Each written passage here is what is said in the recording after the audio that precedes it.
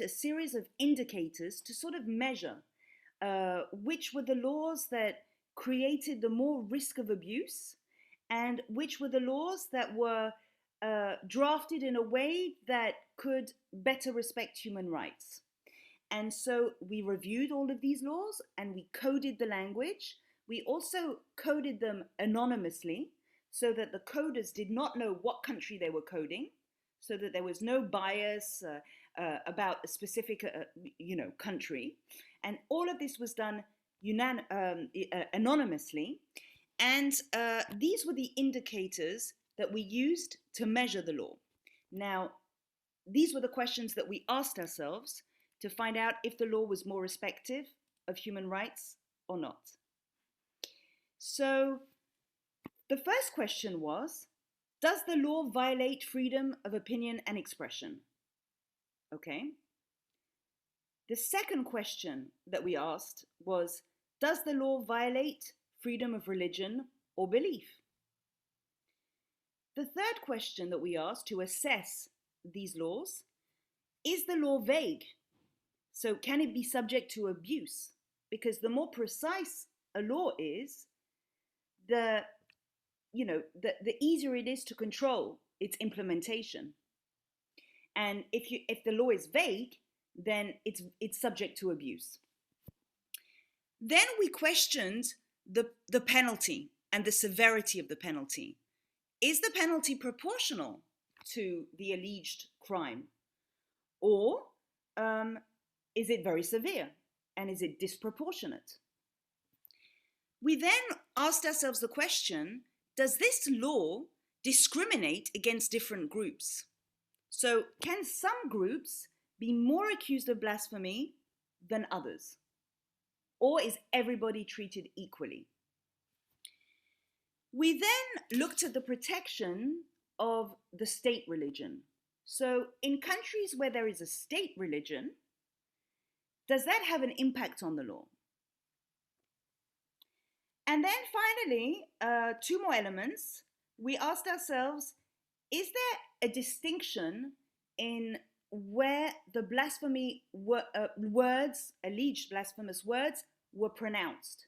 So does the law differentiate between pronouncing offensive words to religion at home with friends in a private place, or between two people in a cafe, or saying something that is very public at a protest, at a university, where the status of the speaker is very notorious, very respected, and in a very public space. And finally, we wondered, is this law in the Constitution? It's more difficult to repeal a law when it's in certain areas. Is it an administrative law? Is it in the Constitution? Is it in the criminal code? Of course, Article 156 in Indonesia is part of the criminal code. But the status of the law was also an indicator that we measured. Now, this is what we found. To answer the question, this is what we found. All the laws had some elements in common. So all the laws across 70 countries, they deviate from international standards on freedom of expression. All the laws were vague, and they were very hard to interpret narrowly. The limitations, as in the space of where the words, the blasphemous words are pronounced, this was very rarely defined. So the limitations of the law are rarely narrowly defined and can be subject to abuse. So all of them basically were easily subject to abuse. Now, the countries whose laws were the most dangerously drafted, so really I'm talking about the wording of the law, not the interpretation at this stage. I will speak about that in a little while. But I'm talking about the wording of how the laws are actually drafted. The countries, the most dangerous were the most important, and I'm going to do a list of all the most dangerously drafted laws. So in top place, the most dangerous was Iran. Then there was Pakistan. Then there was Yemen. Then Somalia, Qatar, and Egypt. Now, why were these laws deemed the most dangerous? Because they have very high protections for state religions, and their laws very clearly, on black and white, discriminate against religious and belief groups. It was clear. It was very clear. If you read the law, some groups are discriminated. Now, what are the countries that are the least dangerous? So what I mean by that is, what are the countries where the laws were drafted in a way that were the most respectful of human rights standards, even if they deviate from free speech, they are vague, etc., etc., which are the, better laws out of the worst laws, if you want. And so the least dangerous law out of those 70 laws was Ireland, which is very interesting because Ireland repealed its law recently. So it's very interesting. So we saw that it was the least dangerously drafted law, and actually the population repealed it in a referendum. The second least dangerous was Spain. Then there was the Philippines, then Guyana, and then a whole bunch of Caribbean states that still have laws on their books, but do not really implement them in as well. So we have St. Lucia, Grenada, Vanuatu, and other Caribbean states. Now, how did Indonesia do in all of this classification?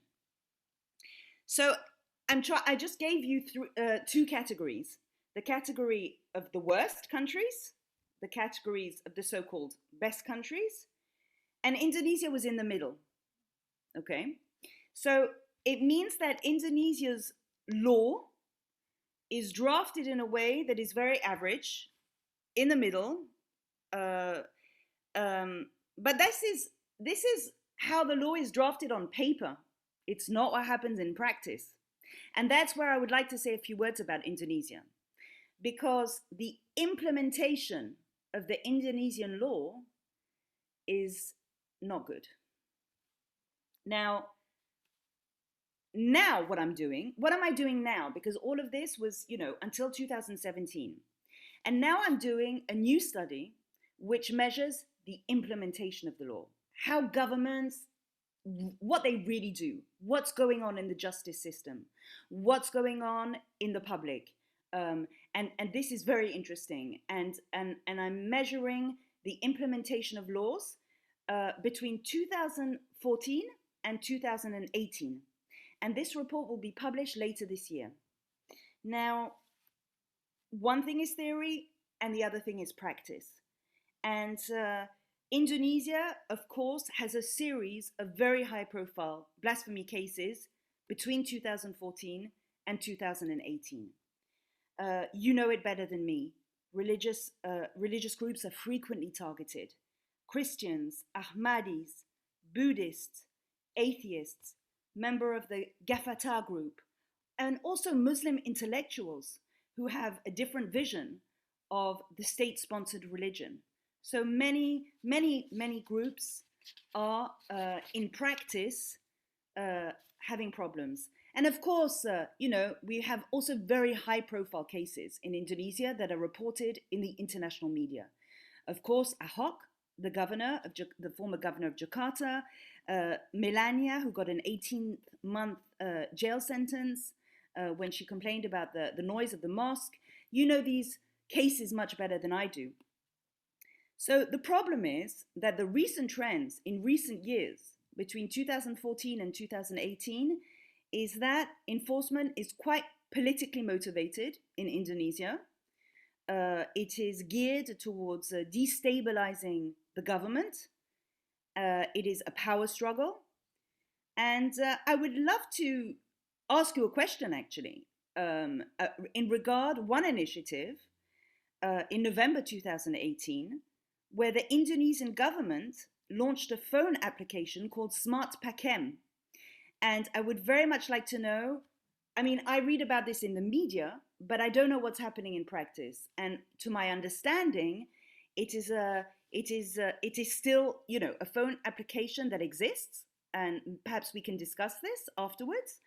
Um, According to the international media, this this application that is supported by Google encourages the public to report on each other and to report on blasphemous speech and cases of religious heresy. And Google approved it. And this is very problematic because, first of all, the Indonesian government is facilitating citizens to survey each other, and also private companies such as Google are participating in the enforcement of this blasphemy law. So I don't really know what the status is at this point, but I would very much like to hear from that, if possible. And then I have two final comments. I'm going to try and keep it short so that we can have as many questions as possible. Um, for me, and from my humble perspective, the key problems in Indonesia is that there are two key problems. The first one is that there are popular perceptions of the justice system, and the law enforcement officials and the judicial authorities, the ineffective investigations, the judges, the prosecutors, the lack of training of lawyers. And the problem is when the rules are not respected by the citizens, and when the justice system lacks trust, the popular trust of people, then there is an increased likelihood that citizens may sympathize with those who take justice in their own hands.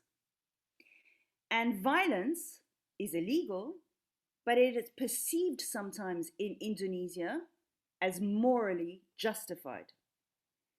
So some people sympathize with citizens who take justice in their own hands. And this is very problematic. I also think that some Islamist groups in Indonesia try and further their own political goals by using the question of blasphemy in their campaigning. And we saw that with the Ahok problem as well. And they use blasphemy for their own political gains. They often organize demonstrations to increase their popularity in domestic debates. And these protests have led to injured protesters and casualties, and this is very problematic. So these are my perceptions from just me, based in Geneva, reading the international media. I did have the privilege to come once to Indonesia, and it was wonderful. I would love to come again. But of course, you're very well placed to, tell me what's right and what is changing and what's not. Once again, I do think that Indonesia is at a crossroads. So either it will become more like Pakistan, or it will become more like those Caribbean states, hopefully, that have the lowest scores. And right now, the timing of this conference is very important. Thank you. Okay, Joel, thank you so much. It's very difficult to stop you, but because it was so useful, the research that you have done, you're sharing, and the last part is actually looking at the context of Indonesia among the 70 countries in the world with regard to blasphemy laws. Although we might be happy, oh, we are only in the middle, we are not the most dangerous one, but still, you said it correctly, Indonesia is in the crossroad. Whether you're going to be like the worst one, the most dangerous one countries, or the more moderate one like the Caribbean countries. Thank you so much. And allow me now to go to a different region now, which is actually our region here in ASEAN. I'd like to invite Yuyun Wahyuningrum with specific questions. I know AICHR, the ASEAN Intergovernmental Commission on Human Rights, has already conducted last year a very good exercise in translating the specific article on freedom of religions of the ASEAN Human Rights Declaration. And specific questions to you here. How significant is the freedom of religion and belief in the ICHR discourse? And how are they different with the international human rights norm? This is the second one. What is the trend in the use of blasphemy laws or the similar laws restricting freedom of religion and belief or freedom of expression? So it's a bit about nexus of freedom of expression and freedom of religion and belief in the ASEAN context. And the third one, are there steps that ICHR take to promote freedom of religions or belief and other rights in ASEAN countries? What roles can ICHR play in improving the situation with the use of restrictive laws such as anti-blasphemy laws? So that's the questions addressed to Yuyun, and I over it to you, Yuyun Wahyuningrum. You have the floor.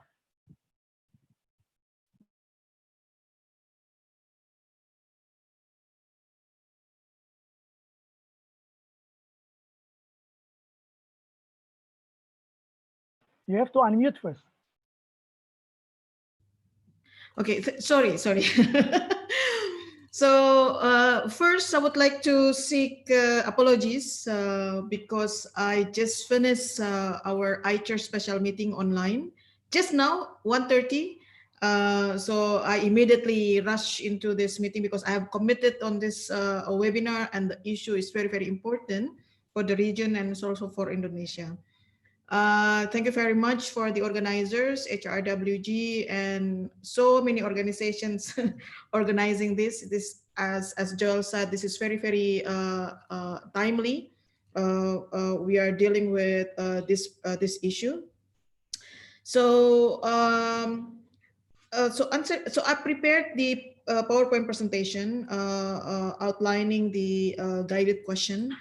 The first question is, I just would like to repeat, how significant is freedom of religion belief and freedom of expression in ICHR discourse? Well, to be honest, we just started to talk about freedom of religion and belief. Pak Rafendi was the representative of ICHR that introduced the freedom of religion and belief. And also defended this freedom in the ASEAN Human Rights Declaration.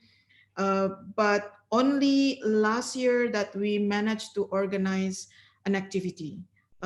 For the slide, can you go to the guided question, please? Next slide. So last year was quite a good discussion, but we can improve more on diversifying issues, making deepen understanding on the issues and how regional organizations should address the problem. Because my sense that despite the fact we managed to point out some of the issues that, like what Joel also mentioned about blasphemy laws, we have lack of imagination on how regional organization should address the problem. Especially on relation to freedom of religion belief and freedom of expression. Yes, so I put here the next slide. I put here the article in the UDHR, Universal Declaration of Human Rights, and ICCPR, Article 18. Next, in ASEAN Human Rights Declaration, we have Article 22, talking about freedom of religion and belief. And I think the significant, the difference between this article to the international norms is the additional sentences in relating to incitement of hatred based on the religion and belief. And it was in the context in that time really shaped the way this particular article was discussed and finally agreed by consensus by 10 ASEAN member states to include this kind of incitement. I think Pak Rafendi also in the workshop in December also enlightened us that this particular sentence inspired by the UN resolution. So I think this is something that different that reflect the context of Southeast Asia. There is a recognition of freedom of religion. At the same time, there are also recognition that incitement of hatred need to be eliminated. Next, HRWG also made a presentation in relation to their analysis in how freedom of religion and belief discussed in the UPR process, and which countries that receive a lot recommendations. Usually, countries receive recommendations because they have a lot of problems. So in Southeast Asia, as you can see here, two countries that receive most a recommendation, which is Myanmar and Indonesia. Oh, so Myanmar is the which one is Myanmar? Oh, Myanmar is the blue one, and then the red was Indonesia. So I copied from HRWG presentation with Hafid's permission. Now I just asked permission now, but I think that's very important to look at it in relation to the process at the international level. The next slide. This is also developed by HRWG on the recommendations in relation to freedom of religion on all 10 countries. Again, Myanmar, Indonesia come very high in terms of recommendations. Next. So ICHR does not have yet the report in relation to blasphemy law. There is one particular issue under thematic study in relation to religion and belief, freedom of religion and belief, but we have not been able to move this forward because we need to establish a foundation how to discuss this sensitive issue. So we started with the workshop first. We hope that the workshop will inspire us to do more research. So the research should be based on the interest and the need felt by the representative of the ICHR. So the data here is taken from anecdotal cases that we received, that many incidences related to blasphemy law also happen in the region. So now I would like to look at what exists in Southeast Asia, in ASEAN as a regional organization. Next slide, please. If as a government, government move and work together in the regional setting in the cooperation format based on what they have agreed together, consensus and written. Can we go to the next slide, please? So if we look at the blueprint of the ASEAN, ASEAN has 3 blueprints: political security, social cultural, and economic. In these 3 blueprints, we did not find anything related to freedom of religion belief under economic community. It seems like it is not seen as important issue to be taken care by the community. But on the political security, we found a number of terms that are relevant to the freedom of religion belief, and always be presented by faith, religion, and culture. But the way faith, religion, and culture presented is for the purpose of peace, promotion of tolerance, not as a freedom itself. So it seems like ASEAN has not yet arrived at the recognition that as a community, as a religion, as a freedom. Religion, the different religion always seen as a problem or source of the problem. So that is why in number of documents, there are a number of activities promoting tolerance because we have different religion in the country. So different religion is always located in this kind of problem from the perspective of political security community. ICHR, ASEAN Intergovernmental Commission on Human Rights, is actually under the political security community. So you can see there is a house. The house doesn't recognize freedom of religion and belief as human rights, but you can see like one room recognize freedom of religion and belief. So it is a matter of how this room can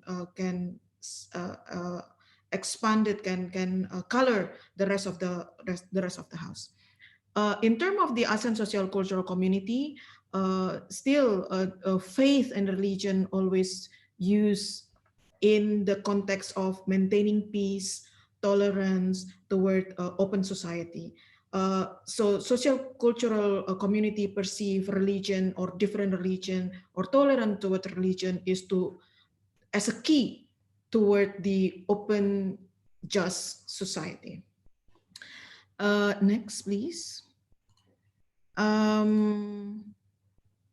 So the question in relation to what ICHR should do or can do in relation to freedom of religion belief, I would like to present here the recommendation from the 2019 ICHR consultation, which I found very, very useful to guide us in ICHR how to move forward with the freedom of religion belief in the region, such as providing a counter narrative against hate speech and violent extremism, formulate a guideline for ASEAN member states and civil society to implement freedom of religion and belief and create a mechanism for review and monitor it regularly, and also to mainstream freedom of religion and belief in 3 pillars, because as we as just explained earlier, the way political security and social cultural perceive religion is more on social problem and a key toward the creation of society,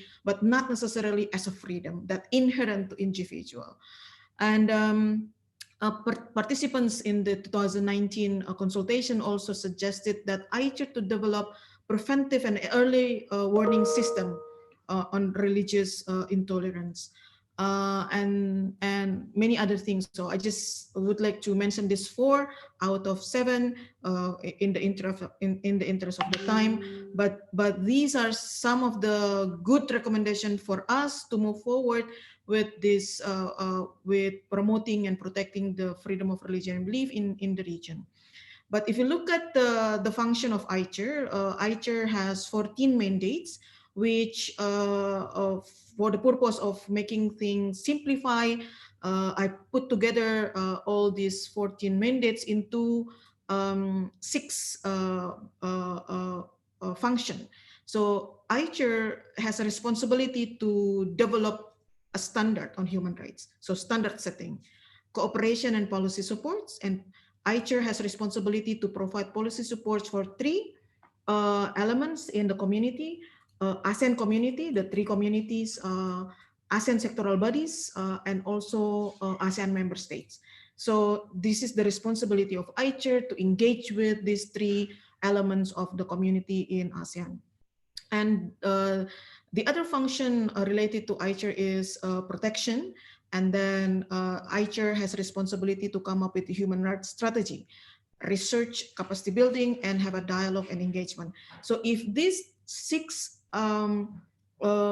function linked to the obligation of the responsibility of the ICHR in relation to freedom of religion belief, then ICHR has a responsibility to develop standards on human rights related to freedom of religion and belief, providing policy support for these 3 element of communities in relation to freedom of religion and belief, protect freedom of religion and belief, provide the human rights strategies in relation to freedom of religion and belief, doing research, capacity building in relation to freedom of religion and belief. So we have a lot of things to do in ICHR.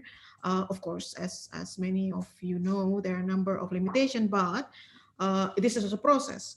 how we can uh, first of all, how we can make the community recognize freedom of religion and belief as human rights. And that should be included in the blueprint. So we are now implementing the blueprint of 2016 2025. So by 2024, usually ASEAN will be developing the new blueprint for the next 10 years. So we have a lot of time to toward that direction. Now is 2020, so we have about 4 years to develop our regional approach, regional understanding on how freedom of religion belief can be recognized as rights, and that can be included in the blueprint. Based on the blueprint, governments, member of ASEAN can move forward with that kind of idea. My last slide here, I often been asked about whether if there are cases in relation to freedom of religion belief, can we submit cases? Can we go to the next slide, please? Ah, okay. So I'll just I think challenges will be discussed later on by other speakers, but we have a complaint mechanism that was agreed in November 2019.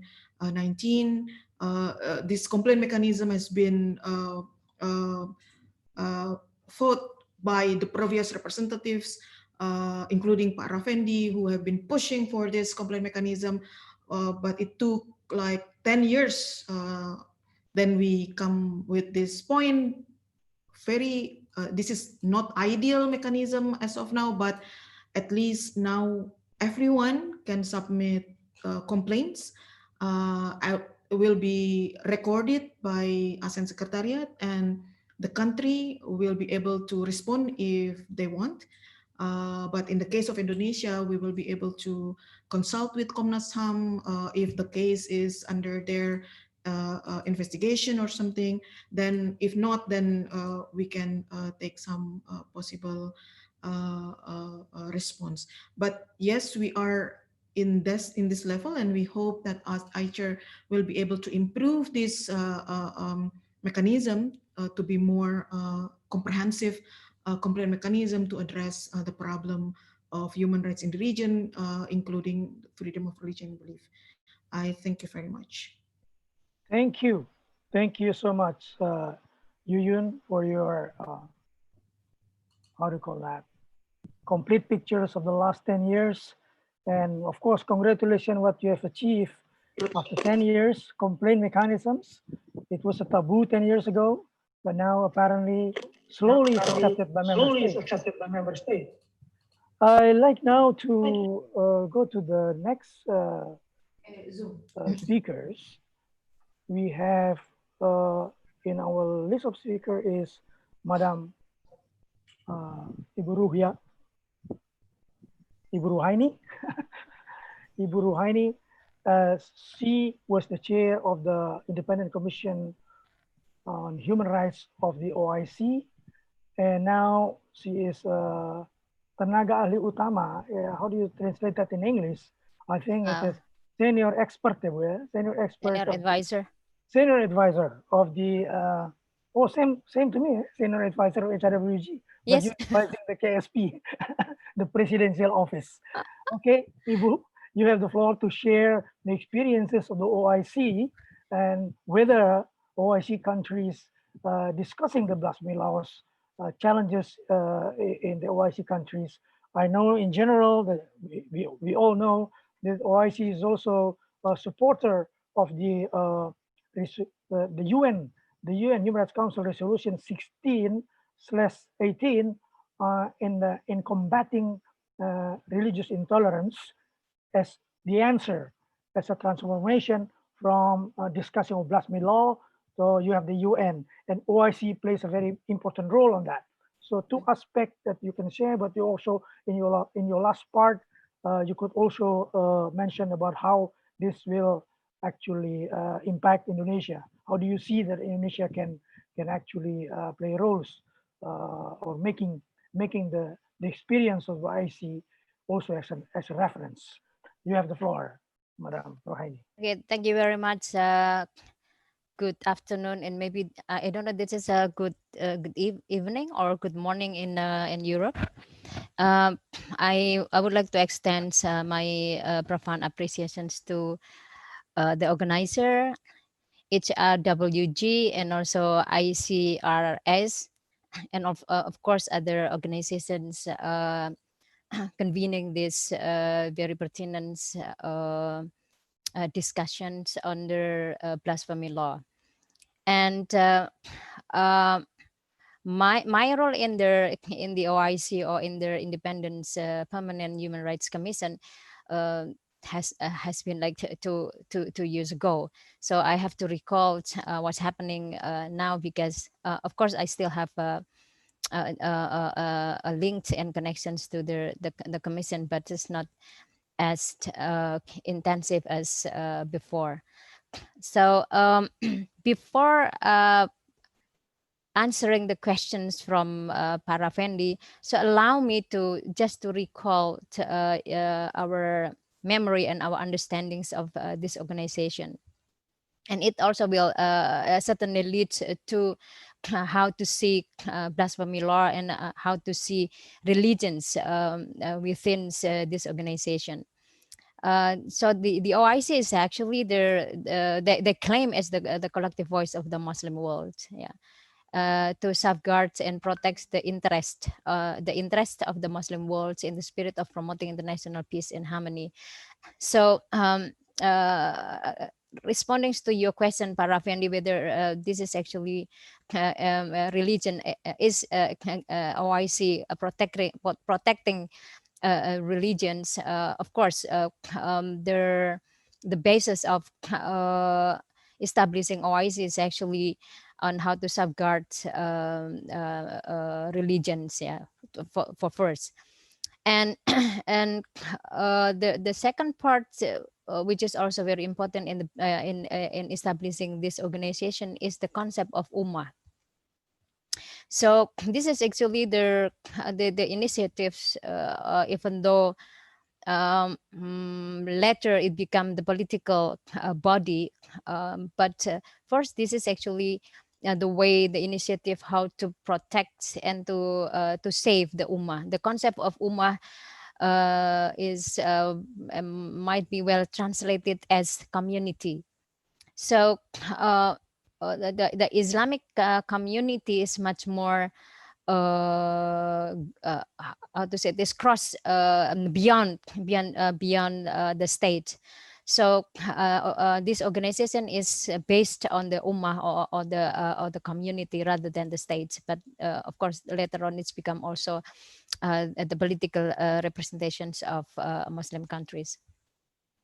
And the third is also the part of the missions of this organization is in safeguarding the true value of Islam and the Muslim. Yeah. So that is also embedded in the vision and the missions of this of the organizations, and also the solidarity and cooperations among the member states. And of course it extending to their economic cooperations, and then cultural and so forth. So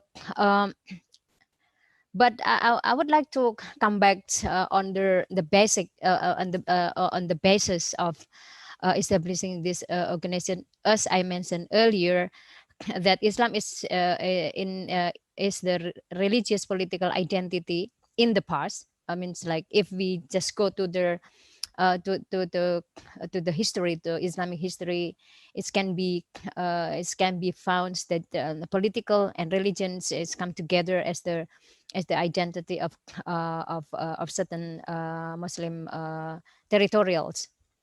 And also in the current modern nation state, uh, official Islam is become official religions in most, or in the Muslim majority countries, except maybe Indonesia and Turkey. So this is my short observations, that Indonesia is not um, uh, uh, is not merely taking Islam as the official religion. We have 6, or now is 6 or 7, 6 official religions.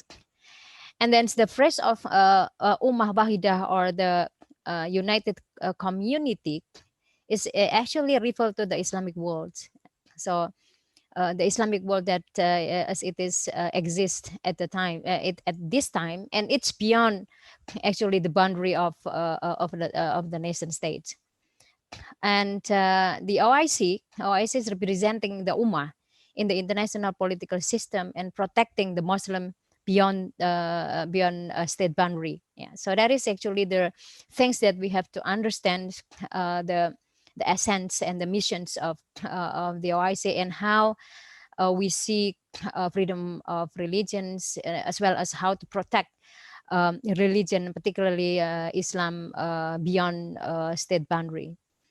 And and then we also has to understand on how Ummah is actually built.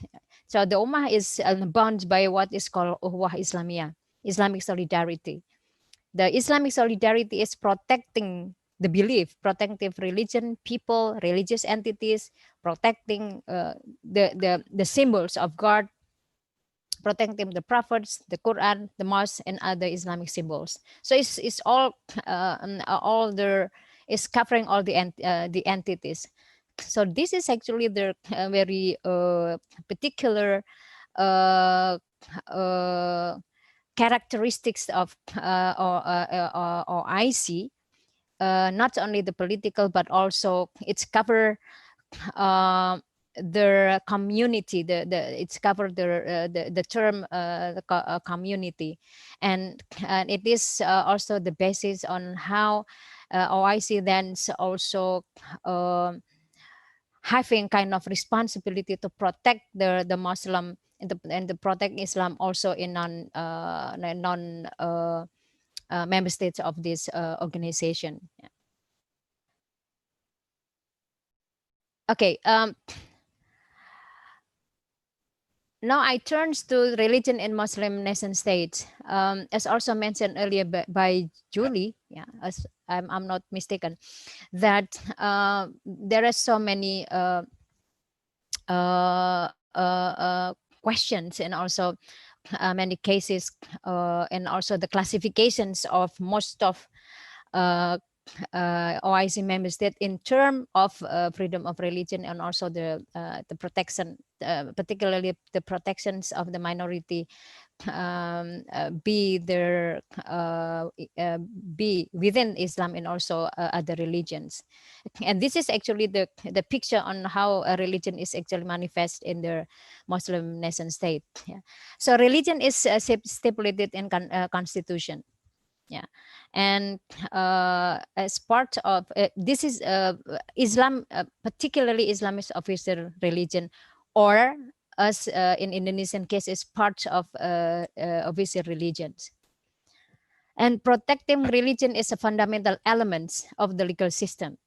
So it is also included in the penal code, and or in the criminal law. Even in Indonesia, where Islamic or Sharia law is not officially implemented, but still protecting religions is very central in our criminal law. Blasphemy law aim at protecting religion from any acts of defaming its sanctity and purity. And also this is safeguarding of religions is guaranteed in the state system with the existence of Ministry of Religious Affairs in all Muslim countries. So within the OIC, all of the member states usually all the member states, they have the Ministry of Religious Affairs. Yeah. So this is actually the indications on how religions become very central in this context. safeguarding religions, mainly protecting religious traditions of the majority. This is, of course, this is common understandings of all the OIC member state and even in Indonesia on how um, the meaning and also the understanding of protecting religion is actually protecting religious traditions of the majority. So in Indonesia, for example, we still have a problem with Shia. We have a problem with Ahmadi, and of course with other smaller Islamic groups. And the different traditions, interpretations, and practices from the mainstream, yeah, either the majority is Sunni or Shi'i, yeah, and so they still we still they still have the understanding that protecting religion is actually protecting the traditions of the majority.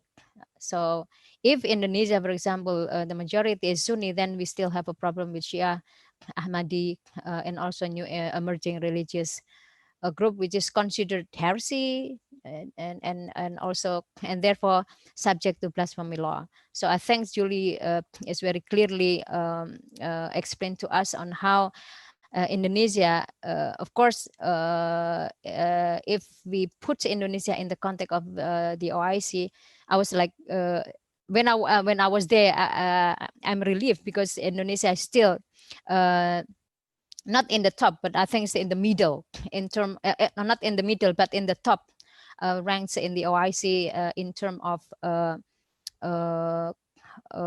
protecting in term of blasphemy law, because we have more cases in other countries. And the other things is that religion is a strategic political commodity to obtain votes from the majority. So this is actually also quite the tendency in the OIC member states, that religion is used as a political commodity for political gains.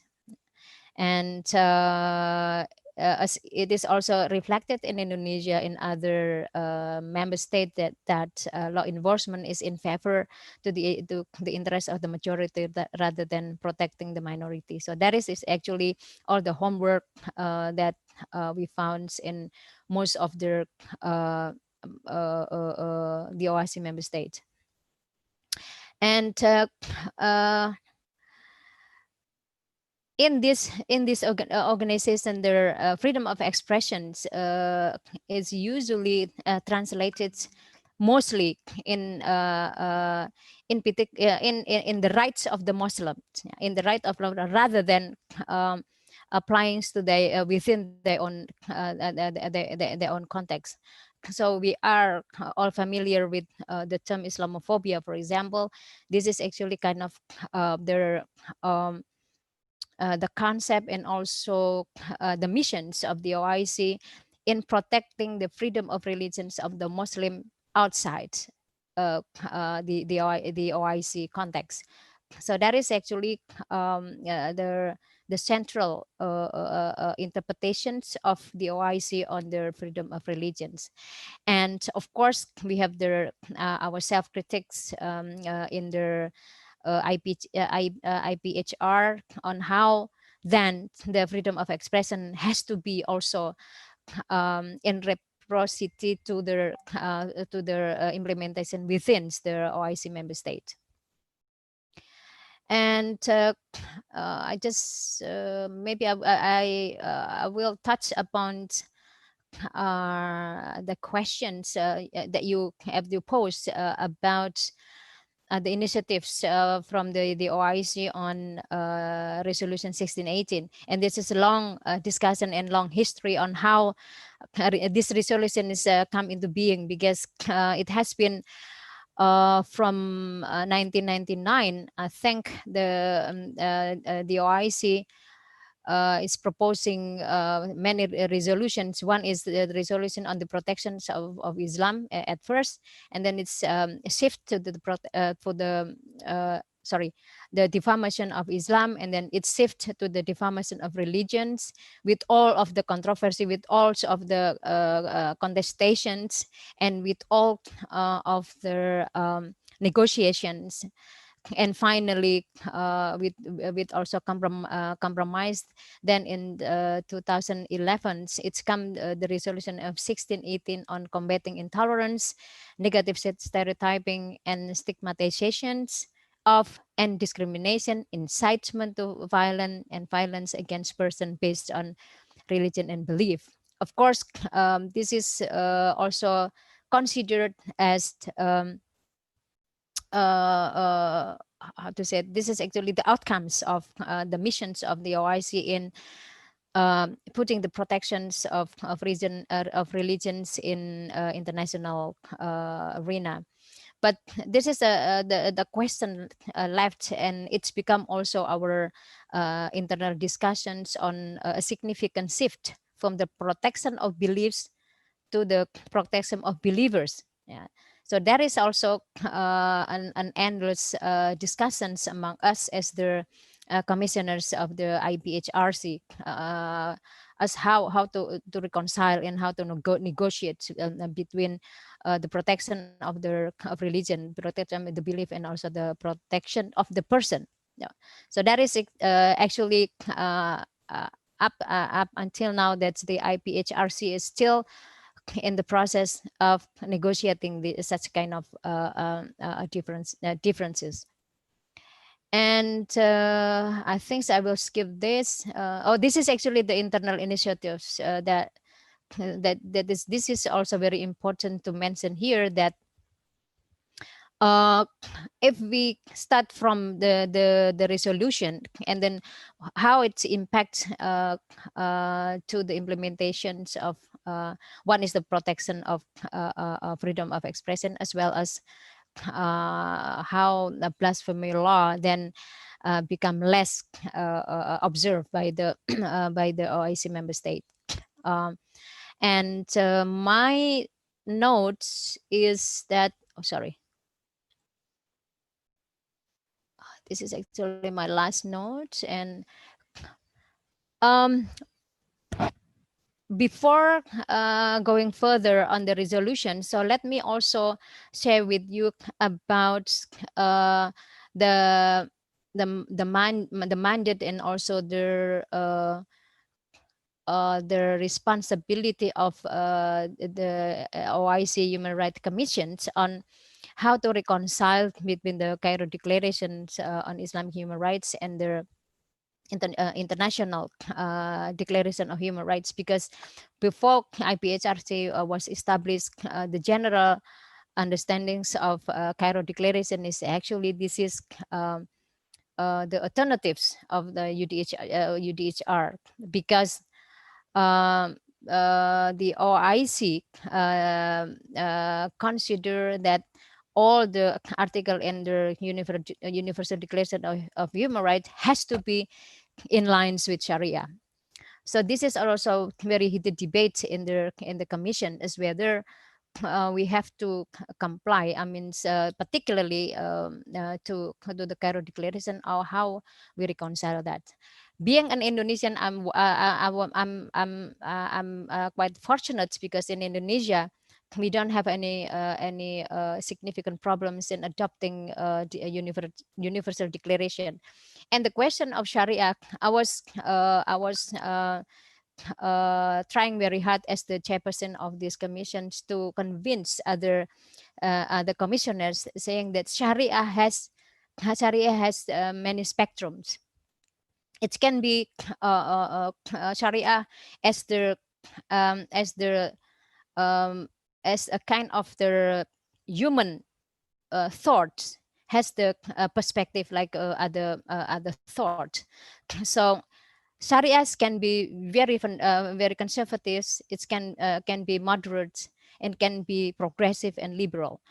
So the issue how to reconcile is that how we can venture from the understanding of this to declaration to the moderations moderate approach to both. So the declaration, the universal declaration, has to be also understood in the more moderate manner to accommodate the moderate understanding of Sharia. So that is actually I would consider this one is an achievement, a significant achievement in the OIC. And the second is actually the resolution 1618.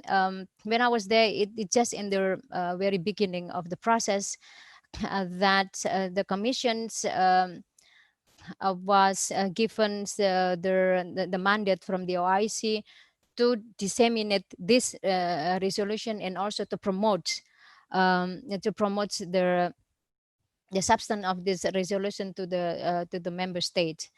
And of course, in the very limit mandate of this commission, so we has some we have of course limited efforts actually in convincing the member state to shift from uh,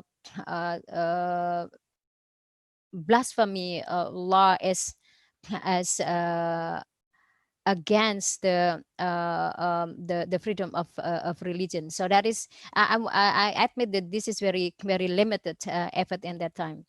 So I note here that there is no significant reform on the blasphemy laws, yeah, which protect the freedom of religion within the OIC member states.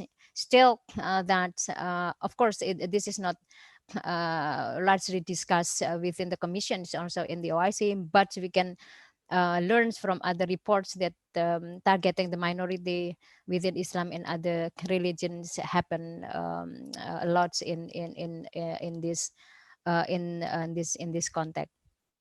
So what is actually the recommendations to the OIC and also to IPHRC is actually starting with more sincere and genuine effort in implementing Resolution 1618 as the mechanism to eradicate hate speech and violence of religious majority group against the minority.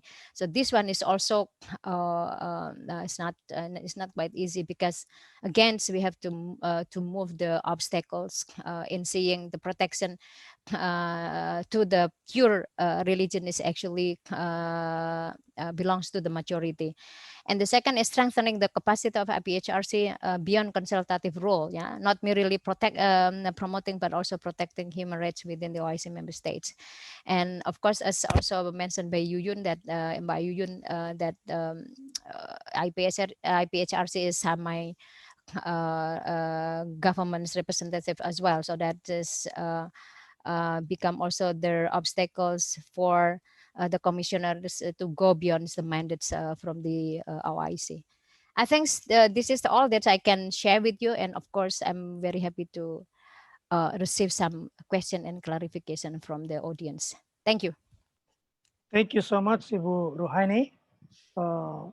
Very good to hear from you, to learn from you about OIC, despite all the challenges, contested issue you mentioned, but at least there is a shifting of paradigm from the protection of belief or the protection of religion itself to the believers.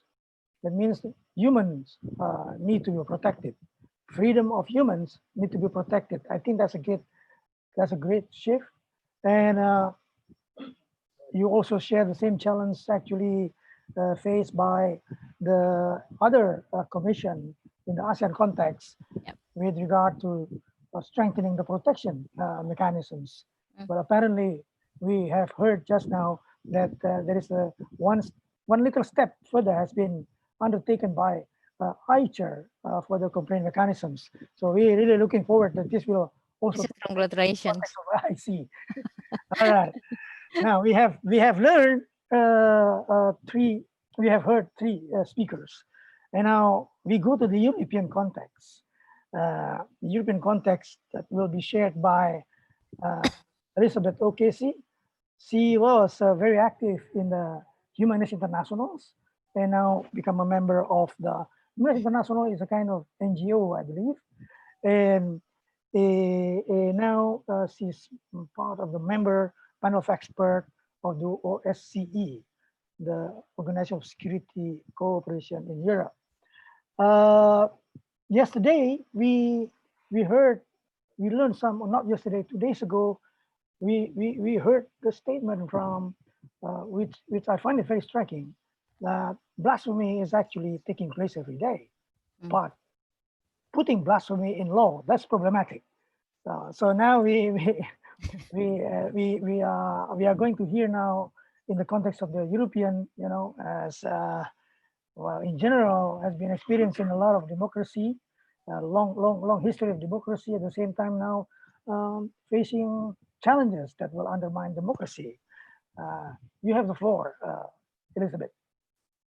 Thank you so much, Rafendi. It's an absolute pleasure to be here, and thank you to HRWG and ICRS for your organisation and for inviting me. So I am going to give an overview, as Rafendi mentioned, of the trends in Europe regarding anti-blasphemy laws over the past few years, both positive and negative, and then go on to discuss some challenges that remain. I hope this will be useful by comparison with the Indonesian context. So before starting, just to mention that in addition to the international legal framework that governs countries globally, Europe also has the European Convention on Human Rights and the European Court of Human Rights to ensure its implementation. The Convention is explicit in its protection of the right to freedom of expression and the right to freedom of religion or belief. The European Court of Human Rights has stressed on numerous occasions that freedom of expression constitutes one of the essential foundations of a democratic society, and that it is applicable not only to information or ideas that are favorably received or regarded as inoffensive as a matter of indifference, but also to those that offend or shock or disturb the state or any sector of the population. The European Union also adopted some official guidelines on freedom of religion or belief in 2012, which very clearly call for the abolition of blasphemy laws. Also, just to give you some context in terms of current belief status across Europe, actually across the European Union, if you don't mind, because those are the statistics I have, which of course is smaller than Europe, the Europe region. So according to a 2019 survey about religiosity in the European Union, Christianity is the largest religion, accounting for 64% of the European population. The non-religious account for nearly a third of the European Union's population. Muslims for 2%, and then Jewish people make up 0.2%. So that's the context, and now for trends. 5 years ago, Rafendi mentioned my organisation, Humanist International. We're an umbrella group for non-religious across the world. So I have that role along with my role as fraud expert at the OSCE. In coalition with other organisations, we started the End of Blasphemy Laws campaign. And this was partly prompted rather by the Islamist killings of the Charlie Hebdo magazine staff in January of that year. For those not familiar, Charlie Hebdo is a satirical French magazine that pokes fun at power and also religions. So since that time in Europe, we've seen an overall upward trend in the abolition of blasphemy laws. In the past 5 years, 6 states and 2 regions have scrapped their blasphemy laws in Europe. And so I'll go over them now. So starting in 2015 and citing the then recent Charlie Hebdo massacre, Norway removed its essentially defunct blasphemy law from its statute books. Its Nordic cousin, Iceland, then followed the same year. Our Icelandic member organisation based there cited the international precedent set by retaining such a law, which I think is worth mentioning here, just because we often get asked why it's necessary for states to repeal blasphemy laws that aren't really in use. Our member organisation said at the time, often countries where there is a lack of human rights and freedoms are criticised for punishing people for blasphemy, even with death sentences. When those countries are criticised, their spokespeople frequently point out correctly that similar laws are in force in Western democracies. Therefore, it sends a vital message to the rest of the world if Iceland has repealed its blasphemy law. Nations which maintain blasphemy laws with serious consequences should not be able to point to Iceland and say that they have the same kind of law. So that's just to give you an idea of the sort of the symbolic weightiness of abolishing blasphemy law, whether or not they're in use. So the next year in June, so 2016, a frequently used blasphemy law in Malta was scrapped. our member there, the Malta Humanist Association, had actively campaigned for the change, arguing it would encourage rational debate and constructive criticism in a country where conservative Catholicism is still common.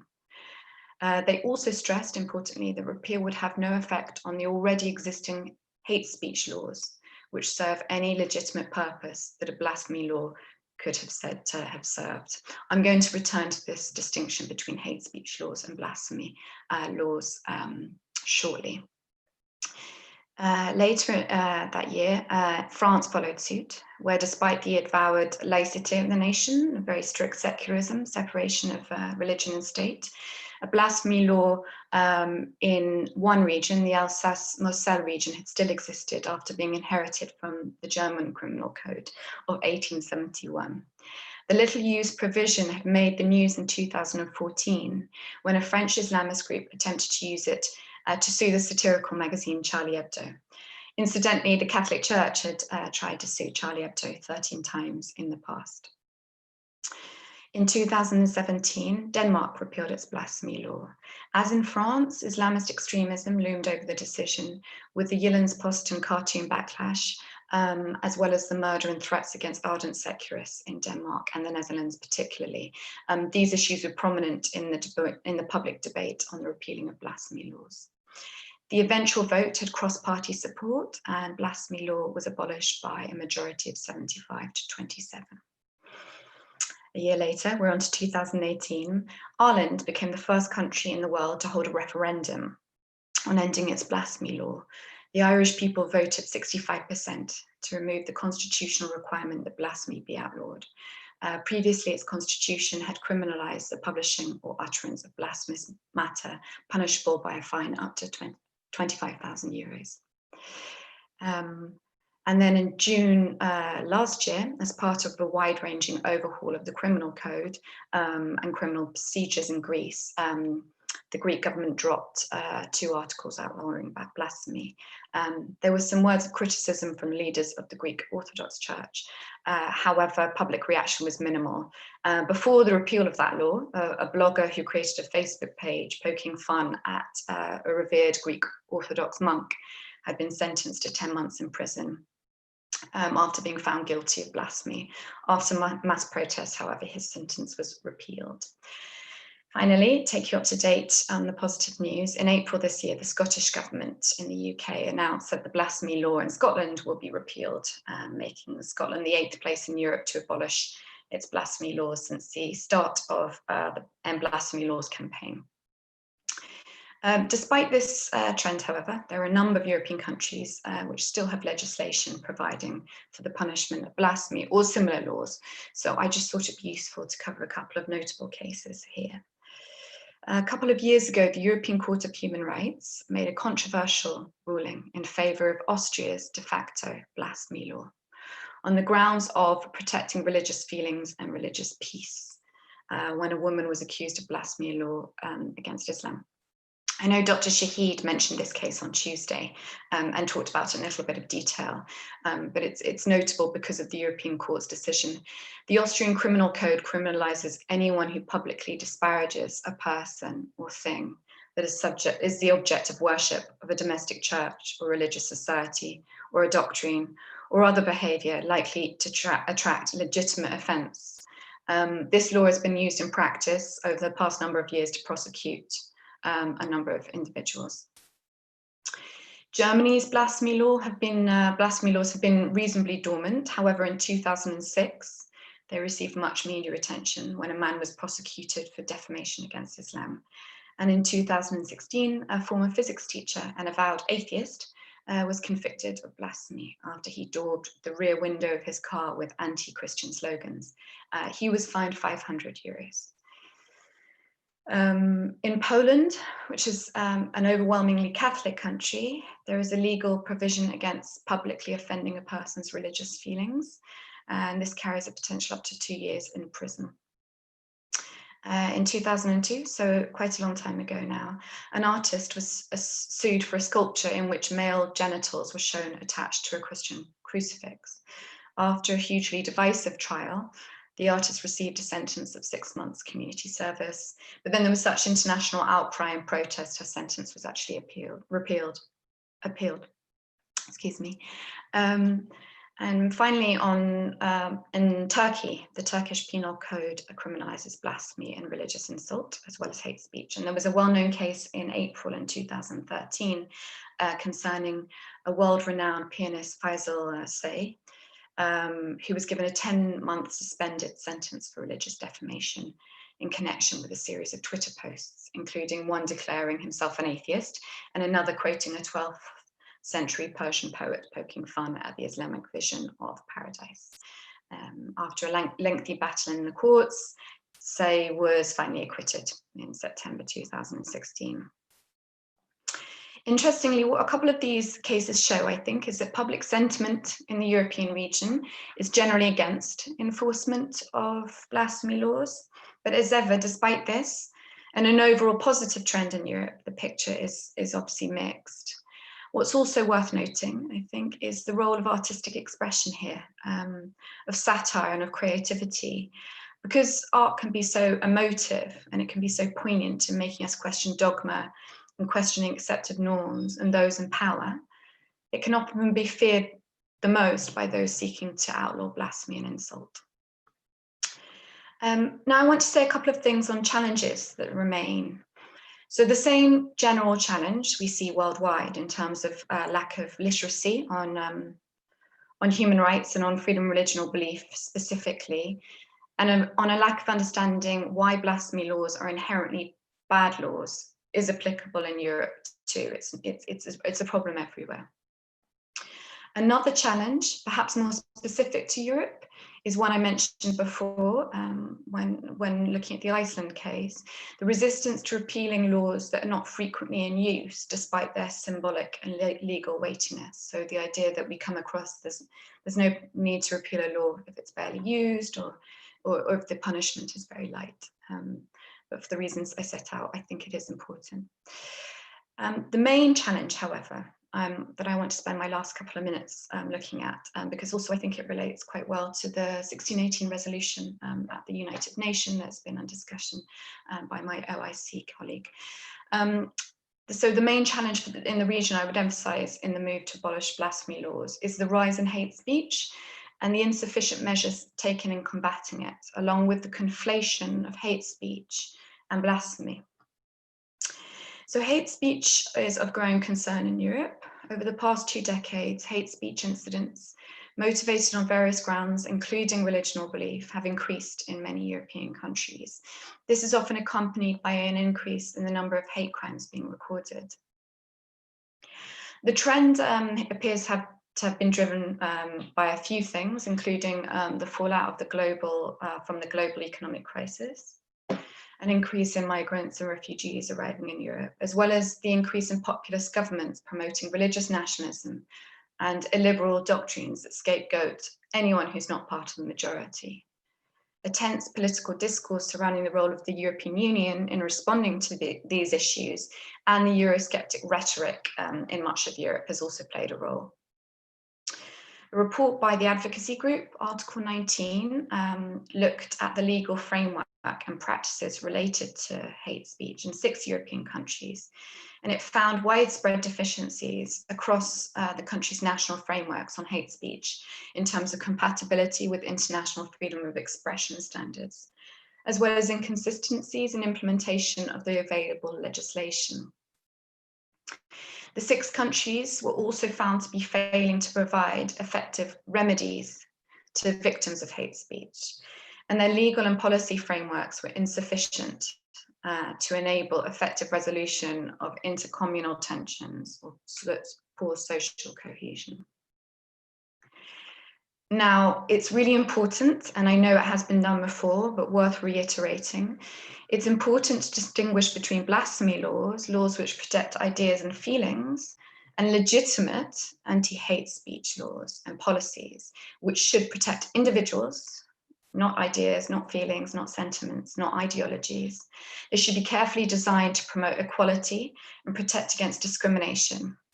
and also should meet the three-part test set out in Article 19 of the International Covenant on Civil and Political Rights. I know, again, this three-part test was discussed on Tuesday, so I hope you're familiar with it.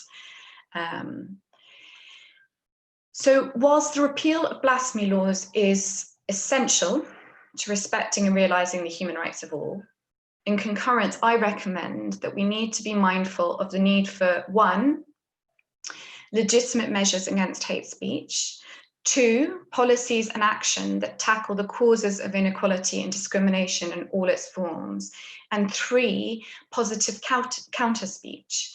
On this last point, I'm talking about recognizing our positive duty to speak out when we hear hateful or insulting comments against people or groups. This is very different to making such comments illegal, but nevertheless extremely important, I think, in terms of our positive duty, the positive duty on every one of us.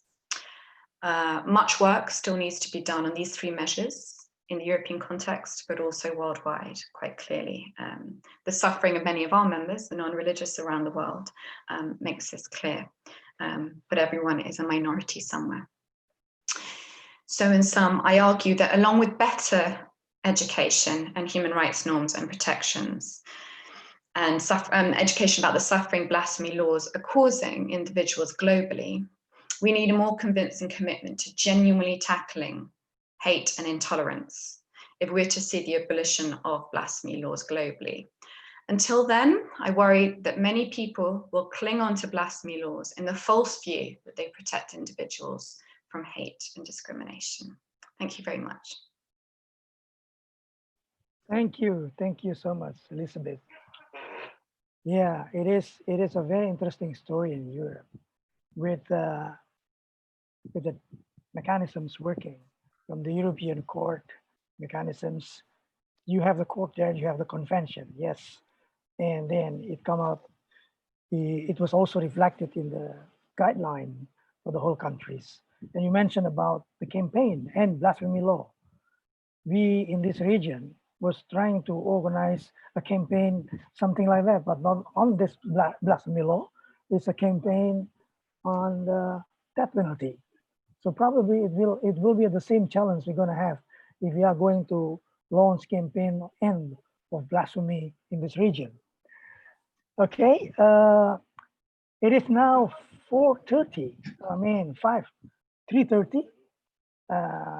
We still have one discussion here, and I'm actually expecting more questions will come up in the Q&A section. I only see one Q&A, one open questions of the Q&A, and I think this can be addressed directly as well by Ibu Siti later on, or you can also type your answer here if you don't mind.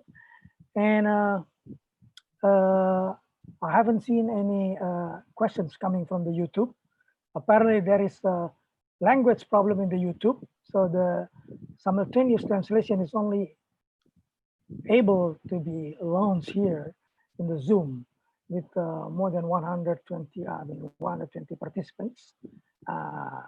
So please, if you still have some questions, type your questions in the Q&A, and hope we can still come back to these questions after we listen to Pak Zainal, who will look from the Indonesian perspective what lesson can be taken up from the experience in Europe, in the ASEAN countries, in the YC countries. Over to you, Pak Zainal. Okay, thank you very much, Pak Raffendi. Is my sound okay? Yes, okay. Yeah, okay. So I hope I'm not going to take much time. I think the presentations are very clear. I will conclude in 2 points. First of all, it's quite interesting. I mean, from the presentations, first of all, it's clear that actually Indonesia is not unique at all in terms of blasphemy law. Indonesia is one among at least 70 countries in Joel's presentation, which has blasphemy law. It's also interesting that Indonesia is not the worst, but in the middle. in terms of the blasphemy law.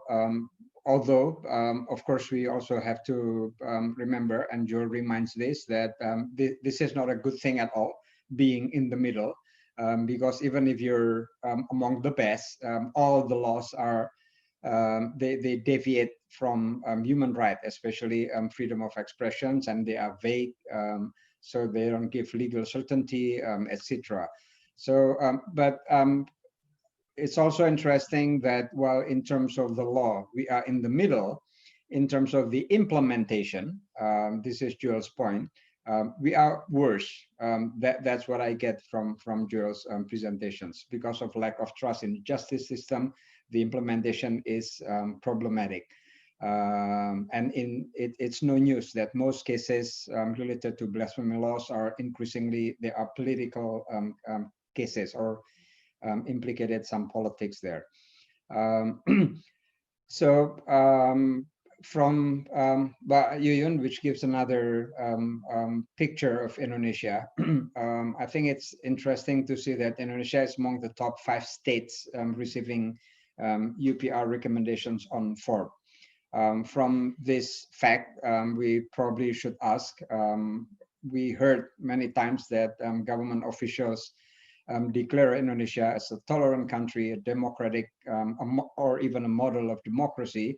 But surely we have serious issues in terms of human rights, in terms of freedom of religion and freedom of expression. When it comes to the OIC, even though the OIC countries, I mean, even though Bu Ruhaini mentions that there is a convergence, some kind of convergence to international human rights, and they have now their own commission on human rights.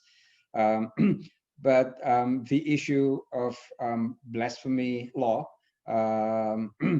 is not very much discussed. What has been discussed is mostly the issue, well, other than other issues in human rights, but the issue of Islamophobia. In Europe, it has become out of date, the blasphemy law, with increasing countries, including Ireland, which has actually the mildest form of blasphemy law, repealing the laws. And those that have not repealed the laws, they are because of the resistance to repeal old laws, although they are mostly not in use. But also, secondly, sometimes there's a confusion between blasphemy laws and hate speech, between blasphemy and hate speech. And I think that is one important point, which probably to some extent it applies as well in the countries of OIC, between Islamophobia and blasphemy and then hate speech. Probably there's no clarity in distinguishing all of this, even though one important thing mentioned by Ibu Ruhaini is with regard to resolution 1618, and that is the second point. So my second point is about what is the way forward. So we have problems. There is a trend in the world, which we have seen. What is the way forward? One thing which we hear, not only from this session, but from previous sessions of this conference, is that the issue of blasphemy law is indeed not an easy matter at all. It is complex. It has different layers. There's a problem within the state governance as well as in society. Elizabeth mentions about the issue with understanding what I mentioned earlier. I mean,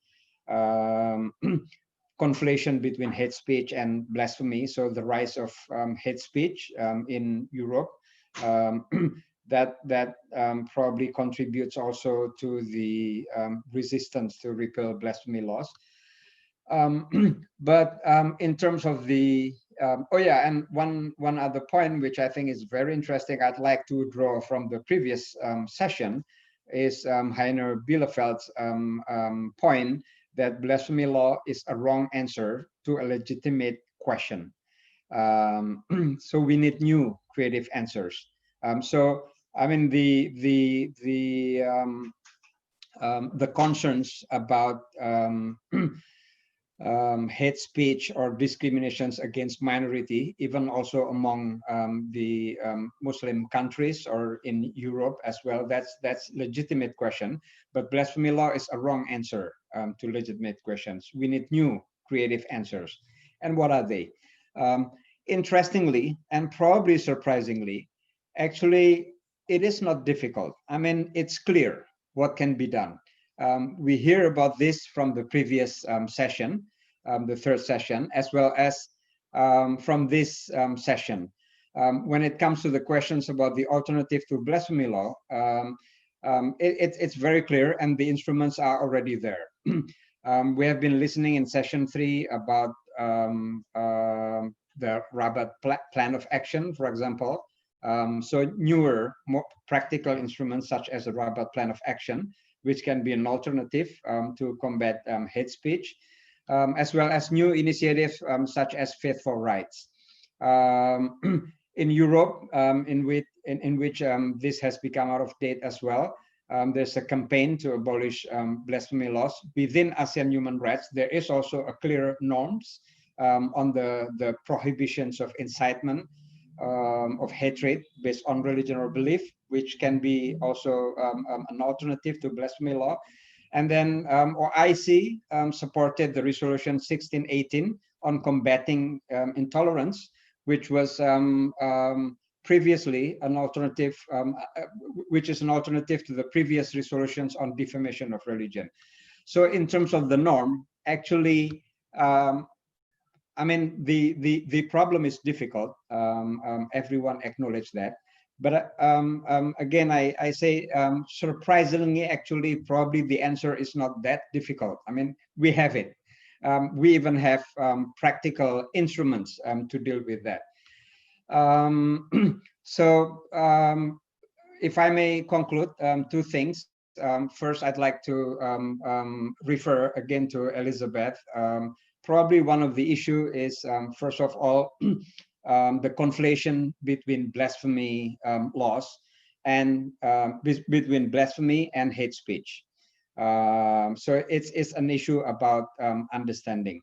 But secondly, since we already have the norms as alternative to blasphemy law, why don't use them? My conclusion, my own conclusion from the different sessions since the first until today, is that this is mostly the issue of the lack of political will on the government's part, as well as the parliament.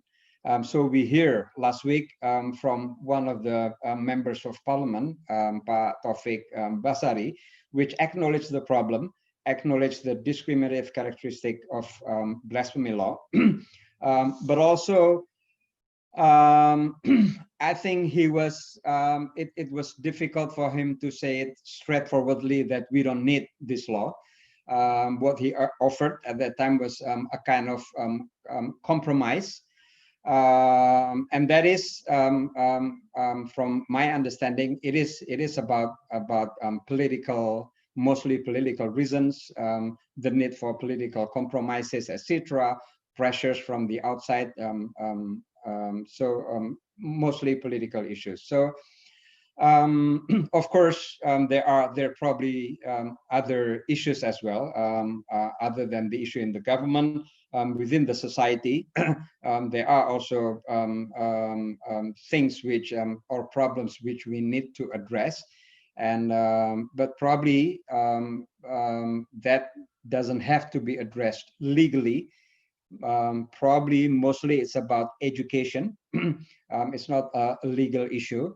But in the end, again, to put an emphasis, and this is probably something which is relevant to us, first, that we already have alternative to blasphemy laws. The norms are clear, from the international to the regional. Among the Muslim countries, actually there are alternative norms. But the main issue is the issue of political will. So I stop there. Thank you very much. Thank you so much, Pazainal, for putting all this experience from European context, ASEAN countries, the OIC countries into Indonesian context. That's actually the purpose of this for our conference in the four series of which consists of four sessions. You also actually have tried to. You didn't actually answer the question from Joel about this spam. How do you call that? This smart applications in the computer. Probably Yeah. you could go back to that later on because it was introduced in the media, but it was never actually practiced as far as I observe. Yeah, I think Now, it's yeah. also not in the Google anymore now. I tried to check it today, just now. It's not there anymore. So I think it's gone. So that's the answer for Joel. Yes, it was mentioned some time ago, but it was never implemented. And now we heard it is already gone from Google. We have four questions in the Q&A now. One, I think because it is only very few questions, I will just read it and please you can answer the questions addressed to Rico first to Ibu Ruhaini. Ibu Ruhaini, does the OIC provide a reference to the norms of religious tolerance and freedom of religion? So that's a specific question to Ibu Ruhaini. And then one from Khalid Mahmoud, which actually addressed, I think, to all of the speakers, because he didn't mention it. I will read it. Most of the blasphemy laws have many legal lacunas and lack of annotation in the statutes because these draconian laws were adopted to serve the cheap political expediency and vested interests of the powerful quarters, just like the colonial government in 1861 in India. Originally, this law serves colonial masters and imperial design, but not the local people. The question is it possible to push the religious state, that means all countries who put religions in their constitution, to tailor these blasphemy laws according to the universal basic rights of religious freedoms? So that's religious freedoms for belief. That's from Khalid Mahmoud, I think addressed to all the panelists. And the last one here, question from anonymous attendee. Actually, I've already mentioned, please identify yourself, not anonymous. Oh, there are four questions. Now, I like to read the third one. Are there any rigid question indicators to differentiate the three types of expression?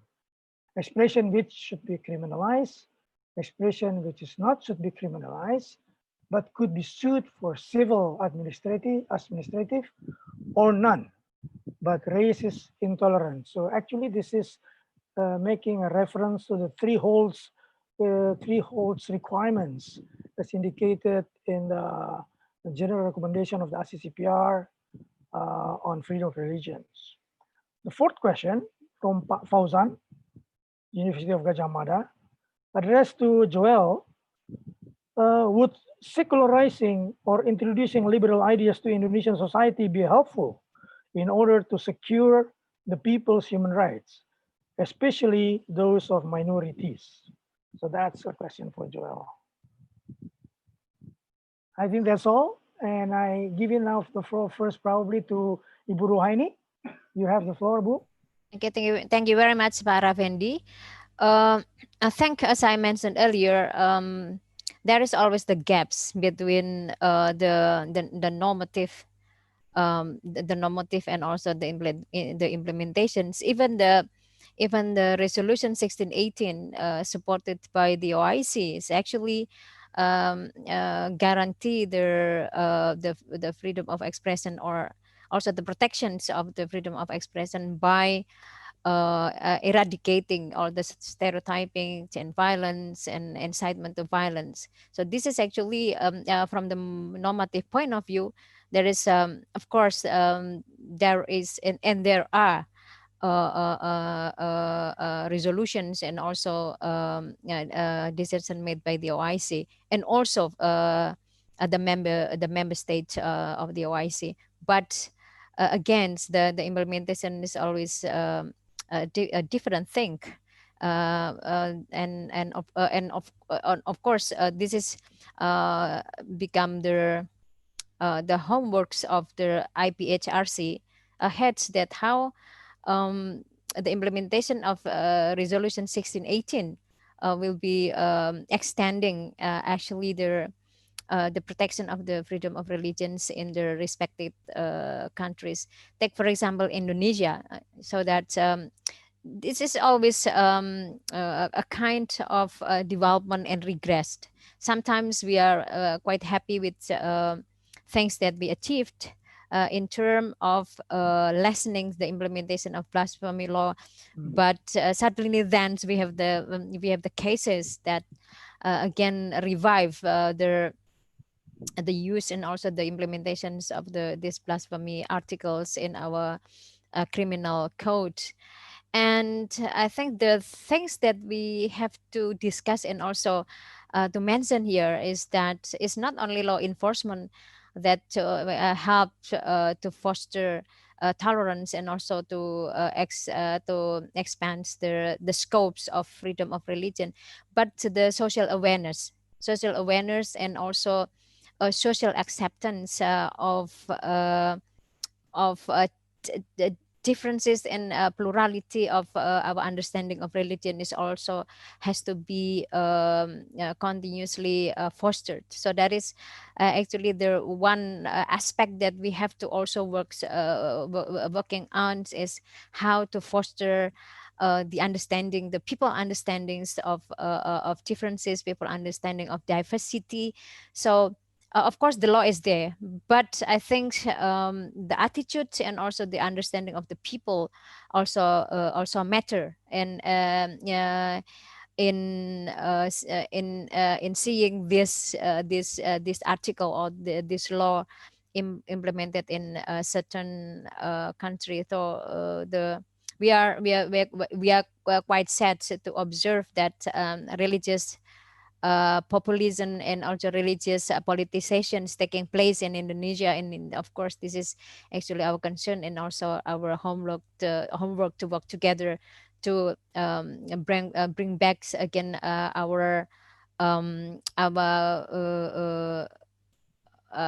what is that, our point of view, our lives that we actually naturally given by God as a country with multicultural and plurality. So that is actually things that I can answer to the question. Thank you. Thank you, Burahini. I think you also already addressed the question from Pak Khalid about how challenging it is. It's very challenging to put religious states within OIC to be in compliance with the universal basic rights. And even with it owns a resolution that that is actually initiated by the OIC. Exactly. They will have to be consistent in their own resolutions on the implementation of Resolution 1618. By having done that, actually on the way to develop their own blasphemy laws, which is actually, of course, the jurisdiction of each nation state to define their own laws. Thank you. May I invite others speakers to answer the question? Probably I'll give first to Joel. You can also respond to Pa Zainal comment. Joel, you have the floor.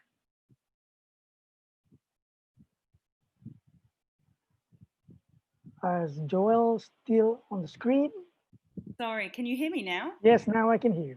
Great. So I'd like to really thank you for this question. The question was, would secularizing or introducing liberal ideas to Indonesian society be helpful in order to secure the people's human rights, especially those of minorities? I think It's a fascinating question. Now, I'm going to answer that question by taking a categorization of the Pew Research Center, which categorized 4 different kinds of typologies that enable us to understand the relationship between the state and religion.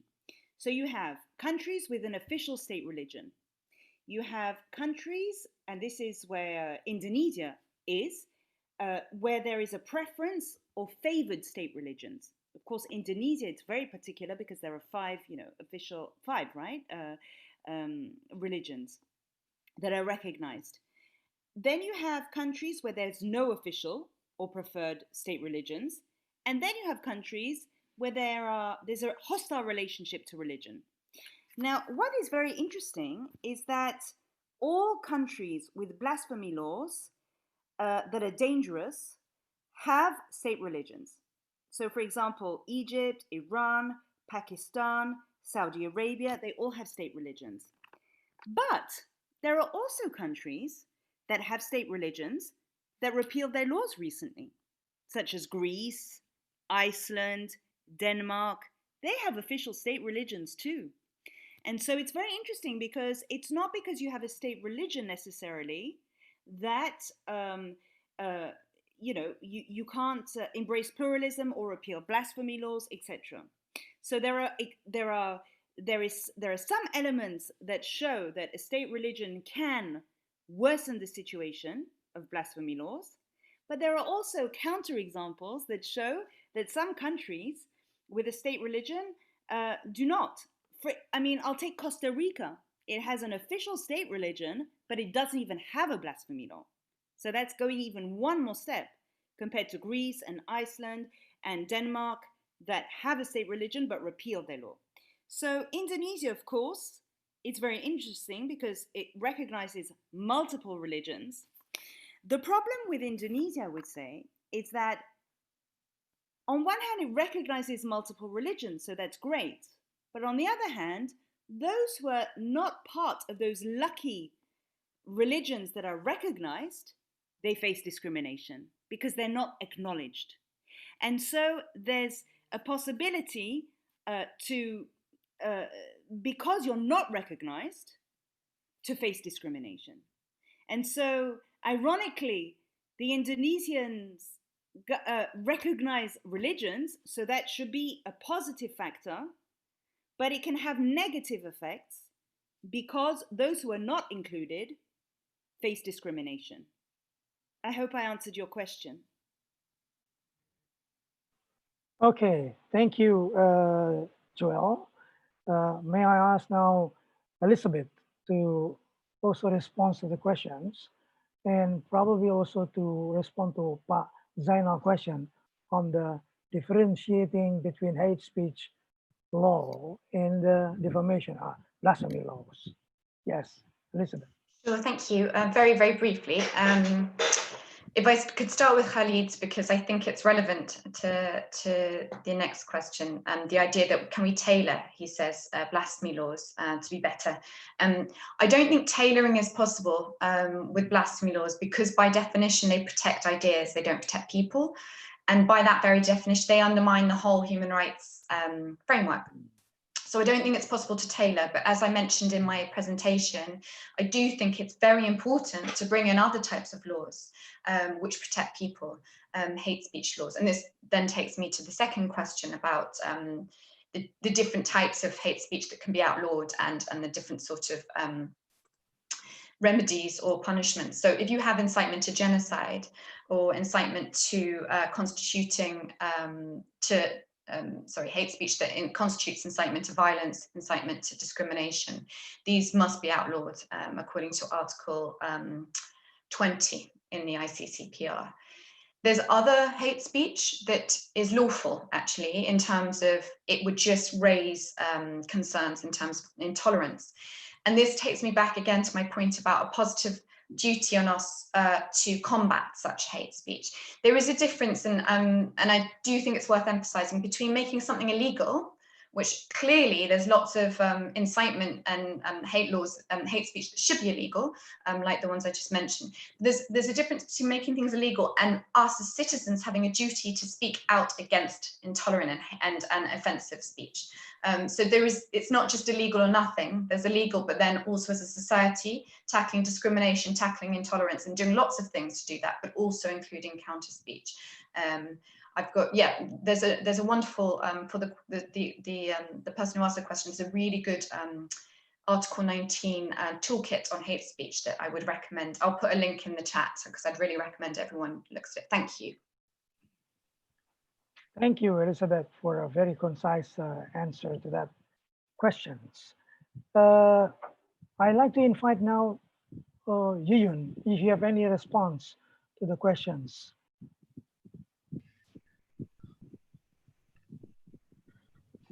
Thank you, Pak Rafendi, but there is no specific question to ASEAN.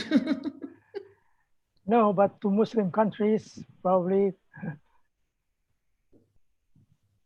So what is the question? Sorry, the question is actually, probably you can also address, because this is one of the issues you also expressed on the expression which should be criminalized, not criminalized, but could be sued through civil administration. Has there been also a discussion in the ASEAN context on this different forms of punishment, of expression? That's actually in the question and answer column. I read it again. Are there any rigid questions, indicators to differentiate the three types of expression? Expression which should be criminalized, expression which should not be criminalized but could be sued through civil administration, or none, or no criminalizations. I'm not sure how to answer this question, but it's at least whether this was discussed, because you share with us the steps that you would like to take out within ICHR, actually also address these issues in terms of avoiding criminalizations based on religions and beliefs. In terms of incidences, this kind of violation happen in almost all countries in different kind of degree, in different religion as well. It depends on the country. The participants, well, in the participants in the workshop, we discuss about this, but not necessarily discuss in the ICHR meeting. I think last year when I shared the result of the workshops, the position of some of the representatives were rather wait and see how it grow and how it develop, then they can intervene. But as incidences that this is something happen in the region, representatives of ICHR recognize that happen. It's just, I think they are very careful in responding to the situation. So far, at least from 2019, we have not received complaints in relation to this kind of violation. Therefore, so because when we want to table the discussion, we need to have material. We need to have incoming complaints that we can table the discussion and we can raise some of the concern. But so far, we don't have such cases. It's only discussed in the workshop. Just to give the audience understanding about the workshops and the formal meeting of ICHR. Formal meeting of ICHR has been treated quite seriously and carefully because it may lead to some decision of ICHR. But workshop, it's more on building knowledge, providing platform for engagement, developing the discourse of a body of knowledge in ASEAN. It may come up with recommendations, but not necessarily that ICHR will own that recommendation or adopt that recommendation. The adoption of recommendation of ICHR require another process, political process inside ICHR. So that is why in the workshop, participants discuss at length and elaborated and come up with some of the way out solutions. But in the ICHR level, it is not yet reached that point. Okay, thank you, Yuyun. It is now 7 minutes past 4. Actually, we are already running out of time according to the planned schedule. But before we close, we always want to hear a closing statement from each of the speakers. So we have five speakers and discussants, including Pak Zainal.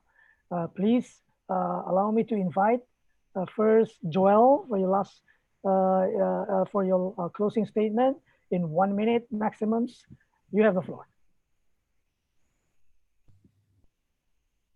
Thank you. Thank you. Can you hear me? Yes, please. Excellent. Well, I haven't really prepared a closing statement, but I very much enjoyed this discussion.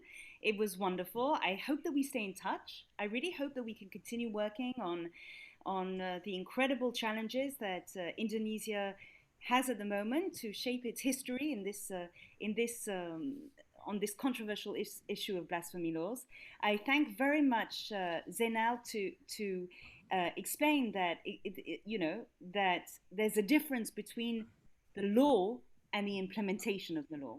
And when it comes to the drafting of the law, Indonesia seems to be in the middle, mainstream in terms of its drafting.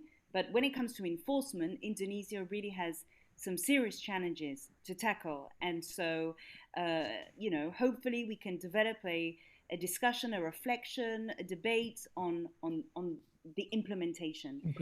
I would, and then really the second thing that I would like for everybody to take with them is the idea of, people increasingly trying to take justice in their own hands.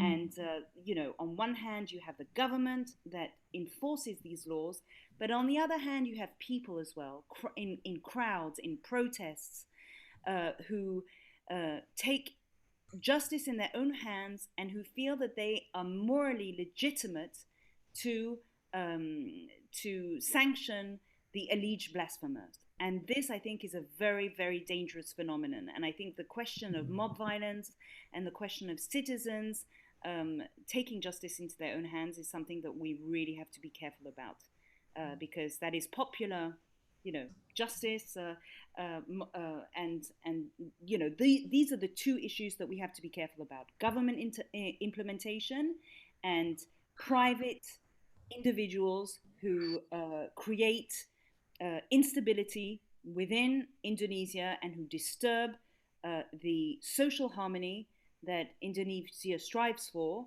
by that. So that's just what I wanted to say. Thank you so much for enabling me to be part of this Indonesian conversation, and I very much hope that we stay in touch. Thank you, Joel.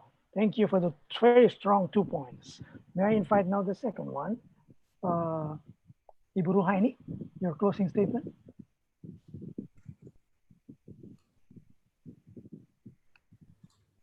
Yes. So we have to work together as the state and also the society, especially the intellectual, the academia, the activists. We have to speak out and to back up the states and the law enforcement personnel, because sometimes in Indonesia, for example, the police they will have troubles with the mobs and the as Julius said, that the justice in hand, so that usually they pose with the dilemma in enforcing their in that the law. So that is, we have to back up them from our moderate perspectives, so that law enforcement can be implemented in the very right manner. So let's speak for tolerance, and let's speak for freedom of from religions. Thank you. Thank you, Bu Ruhaini. May I invite now Yuyun, your closing statement. Thank you very much, Pak Rafendi. My closing statement is that one of the key role of the ASEAN Intergovernmental Commission on Human Rights, ICHR, is to set the norm. One of the norm that now we are very interested to do is on freedom of religion and belief. But it is not going to be easy to set the norm in this diverse society, but it doesn't mean that we cannot do. Therefore, I would like to welcome supports and inputs, critics from civil society, from scholars, from stakeholders to help us to develop this norm at regional level on how ASEAN community can respect or can recognize freedom of religion and belief as human rights. Thank you. Thank you, Yuyun. And of course, Elizabeth, your closing statement, please. Thank you very much. So I guess I'll just emphasize 2 points as closing, which I hope I've already discussed, but a summary. So one is the need to better tackle discrimination and intolerance, and the idea that silencing people usually isn't the best way to do that. Of course, there's some speech that needs to be silenced, but most of the time it's education, it's social support, it's interfaith, interbelief dialogue, etc., and equality for all. One example, if I may, with Indonesia, my understanding is on your ID cards, you have to put your faith. And my understanding is that non-religion or humanism, like our members would identify, is not an option. And that's a very small but very important recognition, I think, of where work still needs to be done in order to ensure the equality and non-discrimination between all citizens. And my second point is something that Heine mentioned, Dr. Biederfeld mentioned on Tuesday, and that's I really would urge people not to see freedom of expression and freedom of religion or belief in opposition. Blasphemy laws are interesting because actually sometimes the mere expression of your faith or lack of faith can be seen as blasphemous to other people. So 2 examples would be like Ahmadis in Pakistan. The idea to some people an Ahmadi saying they're Muslim is blasphemous. And to some people, for me as a humanist or our members, saying there is no God according to our beliefs is blasphemous. So what's interesting, it's not just free speech versus freedom of religion or belief. The very manifestation of freedom of religion or belief for some people will be blasphemous to others, which I hope demonstrates that the 2 rights aren't in opposition, and actually you need freedom of expression in order to manifest your freedom of religion or belief. But quite the contrary. I think we need to accept that we're not going to agree on all issues, and therefore we need to tackle discrimination, intolerance and hate in non-silencing means. Thank you very much. Thank you, Elizabeth. Thank you for that. Pak Zainal. Yeah, okay, thank Over you. to you. When we speak of blasphemy law or defamation of religion law, it seems like a dead end. Like in Indonesia, the law has gone to the Constitutional Court 4 times, and the petitions were always rejected. And after that, instead, there were more and more cases, also new laws which contain clauses on defamation of religion. And soon we probably will have a new historic penal code, which may also contain the issue of blasphemy or defamation of religion. The draft that we have now is just like that. So it's probably not surprising, just like one speaker last week said that we tend to be gloomy when it comes to this issue of blasphemy law. But if there's one thing from this whole conference, including today, which is my takeaway, and one which I'd like to emphasize, is that actually we do have alternatives to blasphemy laws. That we already have new norms and instruments already developed in the international world, supported by Muslim countries. It's also there in the Asian human rights. So the norms are already there, the instruments are there. We know how we should deal with this issue. And again, I want to also again quote Heiner Bielefeld, which acknowledged that blasphemy is there, and religious people may be hurt. We acknowledge that, but the point is that blasphemy law is not the answer to that problem. The answer is these new norms, new instruments which have been developed, like Rabat Plan of Actions and others. And I think that is the future. That is what we have to look at. And if Indonesia is all for harmony, and that is the main thing, kerukunan, that's the main thing in Indonesia when we speak about religion. I want to emphasize Joel's last point a few minutes ago, that blasphemy law is actually against harmony. So that's not a way for harmony. It's not the way for harmony. It's not the way for protections of freedom of religion or belief. So we acknowledge the problem, and now we actually already have norms to formulate a new answer. And I think that's where we should go. Okay, thank you very much. Thank you so much, Pak Zainal. Look, you already helped me to actually giving a wrapping up. You know, my job is actually to wrap up this discussion, but I think you already done the wrapping up of this session, the last session of our 4 session. But one thing I would like to take note is that the research that's been done by Joel will be very useful with a strong 2 points that Indonesia in the middle, but also Indonesia is in the crossroad, in the middle rank among the most dangerous laws and the liberal and less dangerous. We are in the middle, but it doesn't mean that we have to be happy, because we are in the crossroad that it can become worse blasphemy laws. The second is from a lesson from Europe. It is very useful. They already have different mechanisms through the court as well as at the national level of the region. They also have already the guideline. And one thing very interesting is that there is a strong trend that because of the effort from the civil society on the end blasphemy laws, that blasphemy laws in a lot of countries has been inscribed out. You know, it has been shifted into the more protecting the believers. That means also more directed to the incitement of hatred based on religions, which is going along with the presentation from Ibu Ruhaini, despite of the fact that all member states of OIC not really implementing the resolution 1618, but it is something they have already committed at the international level. Yeah?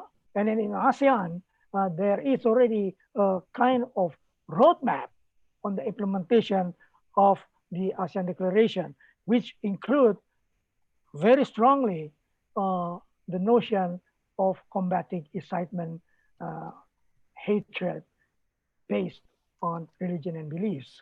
So that's, I think, a very short wrap up. There are a lot of agenda we can do that we will discuss as a follow-up of these 4 conferences, of 4 series of webinar into our own meeting next week to really formulate it, what recommendation we are going to do, what are the advocacy plan we are going to do in the next steps. And this is also part of a big event next year that the Southeast Asia Freedom on Religions of Beliefs Forum or Network is going to organize a regional forum by looking at as well as the lesson learned and best practices of Indonesia as a priority, and also exposing the challenges in ASEAN region. Having said that, I would like to thank all panelists. Very excellent presentation, very useful, very inspiring, especially from those friends from European context. And also, I'd like to thank the team who is helping us in preparing the session to make this possible. Within a short time, a very good quality of a conference. Thank you for all attendants who stay until the end of this session. I see here about 87 from 127 and plus in the YouTube. And there is the follow-up actions that's needed. Also, as individual, as a positive action, I quote Elizabeth, you can do a positive actions in countering the hatred. Thank you so much. But before that, I like to invite pictures taking for our documentation. So I like to ask all speakers to unmute your video, and then there will be a command from the administration to say yes, and then we can close and say goodbye for now. Please unmute your video. I haven't seen Elizabeth, Joel, Putri. I forgot to also thank Putri, our translator, of course, Afina Baban, and then Putri, the sign language. You also need to be there with us in our picture. Okay. Putri and Afi. Oh, Jesse, you should be there. A lot of people is wrongly addressing you as Madame Jessie. You're actually a male with beard. Okay. Okay, you count it, administration? Oh, who? Oh, Elizabeth. Ah, Elizabeth, are you there? Yeah, can you not see me? Yeah, now I can see you. Okay. Yun, you're gone. I've still got my camera on, but maybe you have to change. We can see you, Elizabeth. I can see you now is not on the screen. Yeah. Now this is Jessie. So everybody would like to know Jessie. This is Jessie, not Madame Jessie. Okay. Yuyun, where is Yuyun? Oh, she's gone already. Okay. Now she's there. She's already there. I'm here. Ah, okay. I know you won't miss the session of photo pictures, huh? All right. Say it. Yes, 1, 2, 3. Done. Thank you so much. Thank you so much. Please an applause. Thank you very much. Can you give an applause to Elizabeth, to Ibu Ruhaini, Ibu Joel, and of course Afifa, Pahavis, Pazainao. Thank you so much. That's a great one. Thank you. To be here. Thank you, Maini, Elizabeth, Makasih. Julie, Thank you. Thank you for everyone. Bye, Ibu Ruhaini. Lovely to meet you all. Joel, we are looking forward to your next report. Thank you. Thank you for all. Yeah, we're looking forward to your next report. Thank you. Yeah. Okay. Bye. Bye-bye. Bye. I do hope, Zainal, that we can work together in the future, you know? Sure. Yeah. Wonderful, because yeah, I mean, I think that the work we do is very complementary, and it's wonderful to know what's going on in practice so thank you for inviting me. Actually, last week there was a very interesting update about blasphemy laws, the implementation, which covers the period from January to May this year, including during the pandemic. That's the report by the Indonesian Legal Aid Foundation, which unfortunately is only available in Bahasa Indonesia. But I probably would suggest that they make it available in English, even though it's only a summary. But it's very interesting because even during the pandemics, there's an increase in cases related to defamation of religion. So we have 37 cases from January to May or June. Yeah. But you could also look at the YouTube of the discussion. It's also translated in English, Joel, our second session. Yes. But it's not in YouTube, there's no translation. Oh, that's a problem. Yeah, there is no translation in YouTube. Yeah, but we're thinking of giving the subtitle in Yeah, English. yeah, For the videos. yeah. I think what's very interesting is that the only information that I have is what's published in English. You know. Yeah. So there are some, there it's just the tip of the iceberg because it's just what's reported in English. Yeah. But if you look into the local languages, then you have obviously much more access. Yeah. You know. Yeah. Very- Yeah. So Okay. let me check if I have something on that in English. Probably I'll send it to you. Thank you. And do we have the emails of all the participants, of all the panelists? Yes, we do. Yeah. Great. Yeah, we can send it to you if you Thank want. you. Yeah. Yeah, that would be wonderful. Yeah. Okay.